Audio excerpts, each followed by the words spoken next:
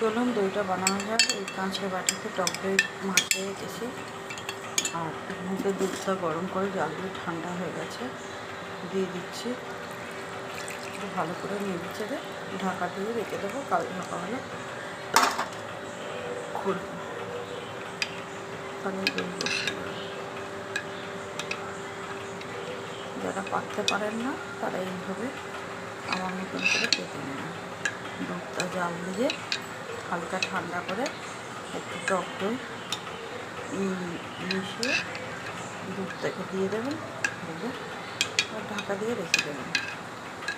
দিলে পরের দিন সকালবেলা বাইরে রাখবেন, ফ্রিজে রাখবেন না। আমিও জানতাম না, তো একদিন ফ্রিজে রেখে দেখেছিলাম যে আমার দই বসেনি। তারপর আমিও একদিন একজনের কাছ থেকে জানলাম, একটা দিদির থেকে জেনে আমি সেই পদ্ধতিতে করি। এখন 5টা বাজতে যায়, এখন যদি আমি দইটা পাচ্ছি, কাল সকালবেলা আমি দইটা ফ্রিজে তুলে দেবো। এবার দই আমার টাইট হয়ে যাবে, দই বসেও যাবে, টাইট হয়ে যাবে।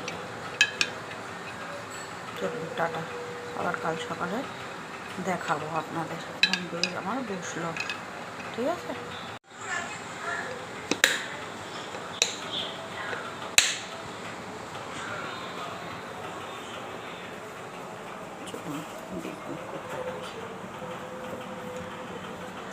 এখানটায় রাখবো কেন, এখানটায় রাখলে কেউ হাত দেবে না। আমার দাদা আছে, রাতে অফিস থেকে এসে হাত দেবে।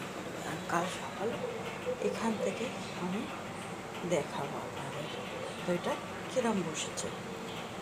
টাটা।